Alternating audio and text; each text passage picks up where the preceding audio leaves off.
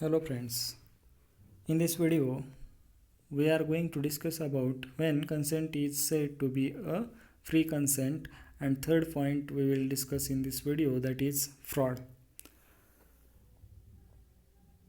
In Indian Contract Act section 17 and 19 deals with a fraud.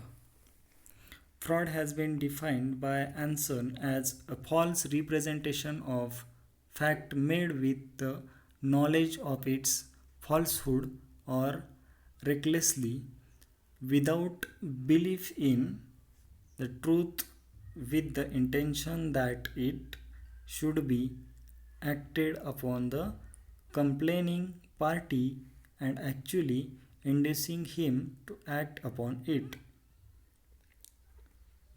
In this definition, there are some elements, that is, fraud is a representation of fact which is false. A representation of fact is different from the statement of opinion, for in the latter case, the person making the statement does not invite the other party to accept the opinion as true. But when a person makes a representation of fact, he expects that the person to whom it is made would believe it to be true. Section 17 of the Indian Contract Act 1872 defines fraud as a fraud means and includes any of the following acts committed by a party to a contract or with his connivance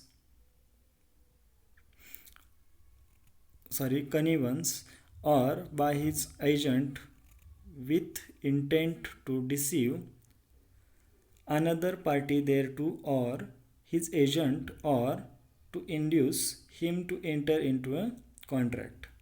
First one is the suggestion as a fact of that which is not true by one who does not believe it to be true. Second one is the active concealment of a fact by one having knowledge and belief of the fact. Third one is a promise made without any intention of performing it. Fourth one is any other act fitted to deceive.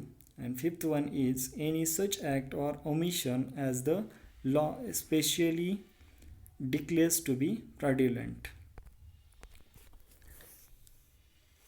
Friends, I will give a simple example for the better understand the concept of fraud. A, intending to deceive B, falsely represent that 200 quintals of indigo is made annually at A's factory and thereby induces B to buy the factory.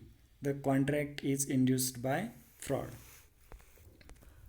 Friends, there are some essential elements of a fraud.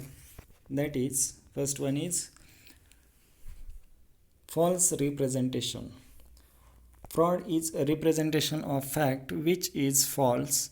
A representation of fact is different from the statement of opinion, for in the latter case, the person making the statement does not invite the other party to accept the opinion as true. But when a person makes a representation of fact, he expects that the person to whom it is made would believe it to be true. Second essential element in fraud, that is knowledge of falsehood or recklessly. The false statement must be made with the knowledge of its falsehood or recklessness. This element distinguishes fraud from innocent misrepresentation. When a person makes a statement which he honestly believes to be true, it is a case of innocent misrepresentation and not fraud. But when he consciously makes a false representation or false statement, or when he makes a reckless statement without caring to see whether it is true or false, he is guilty of fraud. Third one is the false statement must be made with an intention to deceive. And fourth one is last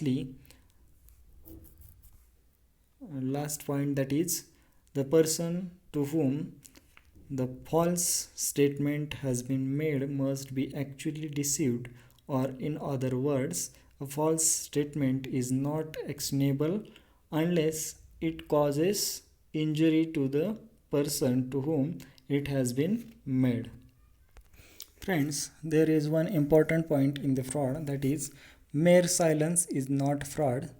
Mere silence as a fact likely to affect the willingness of a person to enter into a contract is not fraud. So, friends, I will give a simple example for the better understanding of the mere silence is not fraud. So, A sells by auction to B a horse which A knows to be unsound. A says nothing to B about the horse unsoundness. This is not fraud by A. So friends, there is one another important concept, that is silence is fraudulence.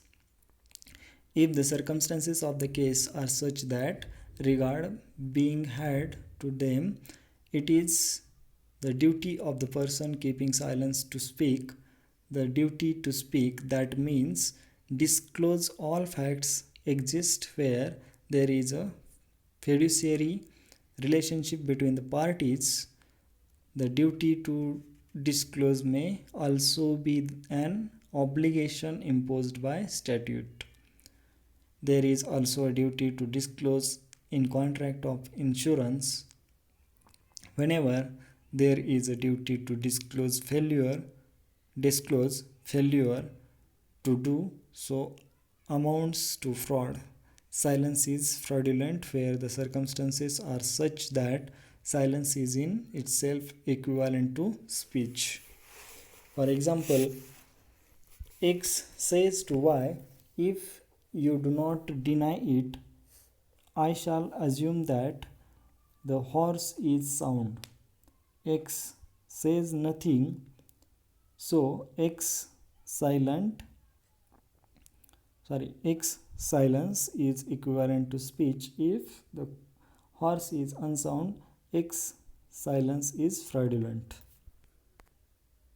Friends, there are some remedies on the consequences of fraud. The first one is the party defrauded has, however, can rescind the contract. Where he does so, he must act within a reasonable time while he is deliberating. An innocent third party has acquired an interest in the property for value, he cannot rescind the contract. Second one is he can insist that the contract shall be performed and that he shall be put in the position in which he would have been if the representation made had been true. And third one is the aggrieved party can sue for damages. So this is the point of fraud. We will discuss fourth point in the next video. Thank you.